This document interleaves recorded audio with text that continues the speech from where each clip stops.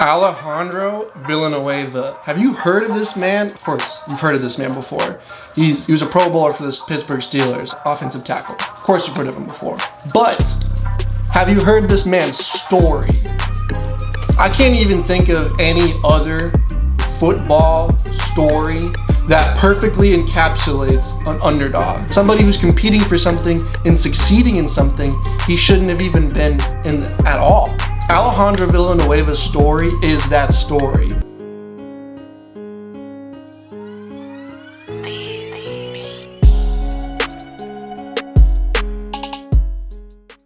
I'm extremely excited to be the one to bring you this story because all of you guys have heard of Alejandro before and you've heard of that he was in the military and you know he plays for the Pittsburgh Steelers. However, you didn't know the exact steps that led up to that and how he even got there. Let me bring that story to you and let me tell you the improbability of this even happening. Alejandro was born in Mississippi to a naval family. He was born to Ignacio Villanueva and his wife Matilda Martin. Growing up, Alejandro lived all over the world, ranging from places such as Mississippi, like where he was born, to Rhode Island, to Spain, to even Belgium. This man is a world traveler. Before he even set foot on the gridiron, you could already say his life was pretty interesting. Growing up, football wasn't even his favorite sport. He was more of a rugby guy. As you can probably guess, there wasn't too many opportunities to step on the gridiron growing up in Europe. However, he eventually found his place playing football at Sharp High School while living in Belgium. To boot with that, he wasn't even initially recruited by any schools, didn't have a single D1 offer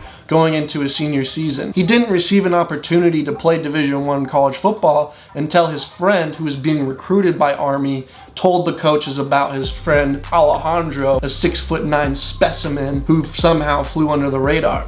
Enrolling at West Point, he was originally recruited to play tight end. And I mean, I could see why. The dude stands at 6'9". Do you imagine being a defensive back trying to guard a tight end that stands at 6'9"? They already have trouble with Rob Gronkowski, and that guy's only 6'6". Can you imagine Alejandro on the field playing freaking tight end? He could do it. He's an athlete. However, he didn't actually play tight end once he landed on campus. He was later switched to defensive line. Coaches thought that would better suit his skill set. Not seeing any field action during his freshman season, the Army coaches still saw his potential, and many coaches in different positional groups lobbied to have Alejandro join their squad. I mean, I could see why. Due to that, during his sophomore season, he was slated to play offensive tackle, a place that he would later call home and he would later contribute consistently at the higher level. Going into his junior season, he would stay at that position and even start every single game of his junior season at offensive tackle. However, going into his senior season, there was a shortage at receiver due to injuries, due to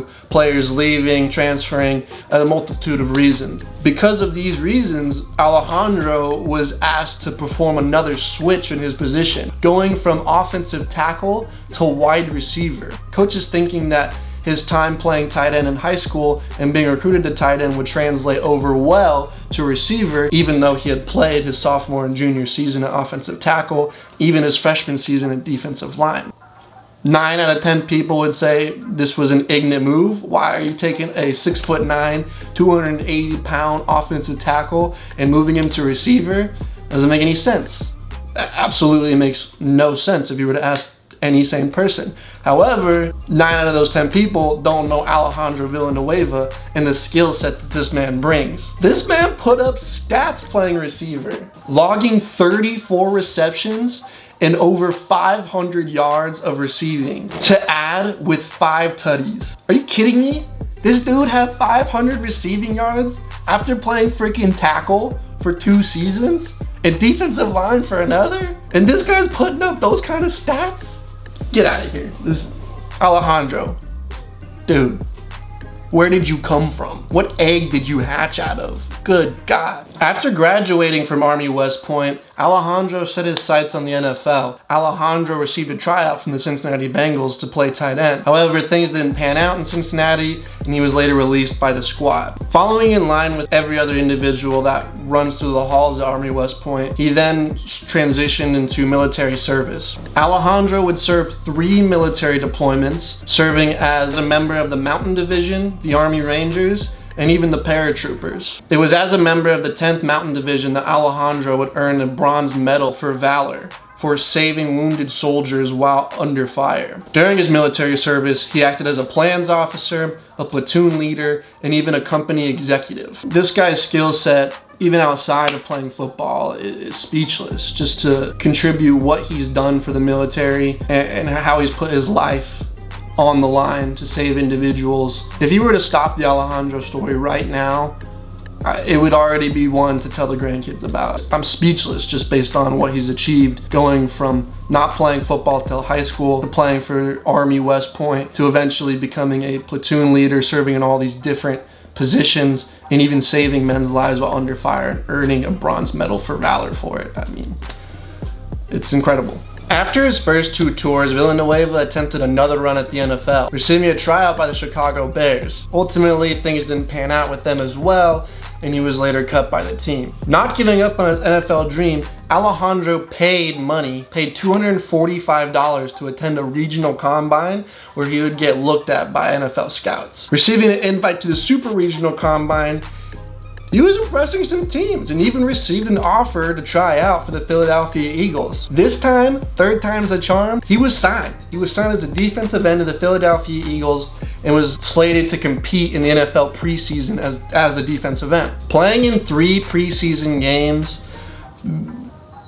unfortunately for a 3rd freaking time, Alejandro was cut. I couldn't imagine the amount of wear and tear. I can't imagine the amount of heartache this man must have felt after trying again and again and again and failing again and again and again. Fortunately, God had plans for Alejandro and gave Mike Tomlin the foresight and the ability to see the potential this man had while the Eagles were playing the Steelers in the 3rd preseason game. 8 days after he was cut by the Eagles, Alejandro was signed to the Pittsburgh Steelers. This time, however, not as a defensive end, but as an offensive tackle, a position he called home for 2 seasons while playing at Army West Point.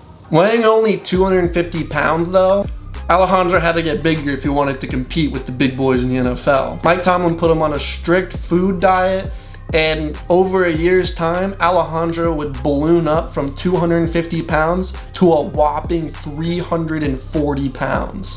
Woo! During this year, which he gained this amount of weight, he served in the practice squad, which not only gave him the time to accrue all this weight, but also gave him the time to learn more of the skill set to play the position if he was wanting to succeed at the position in the NFL. On October 18th, 2015, 1 year and some change after he was cut by the Philadelphia Eagles, Alejandro would get his first opportunity to compete in a real regular season NFL game after Kelvin Beachum, the starting left tackle, went down with a torn ACL. After this opportunity, Alejandro absolutely never looked back, going on to start the next 5 seasons at left tackle for the Pittsburgh Steelers. Now in 2021, Villanueva's career has been polarizing to say the least, going from the amount of respect he has garnered because of his military service to the shenanigans that were going on with the NFL, players taking knees, players not taking knees, having all different opinions about what the crap was going on. I mean, that was a tumultuous time for everybody. And unfortunately, Alejandro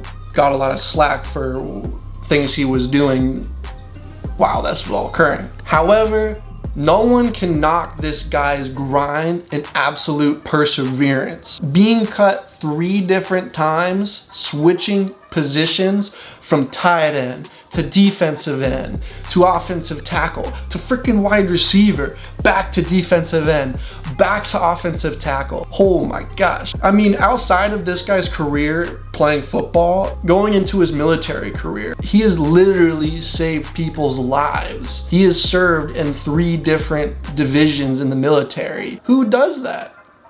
Who does that? Who goes on 3 different military deployments and ends up playing in the NFL after? The perseverance. You can learn a lot from this man. Me as a 23-year-old can only hope to aspire to be something remotely close to Alejandro Villanueva. He's inspiring. To add, look at this man's progression while playing in the NFL. Going from cut player to practice squad player to unlikely starter halfway through the season, grading at the 48th tackle in the league. There's only 32 teams. There's only 2 tackles on each team. And he was number 48. During that season, he was ranked 48th. Was given the 11th worst pass blocking grade by PFF. However, 3 years later, he would go on to be ranked as the 12th best offensive tackle, even during a freaking Pro Bowl nod in 2017. A year and a half after he was given the starting nod. I now dub Alejandro Villanueva as the most interesting man in the world, bar none.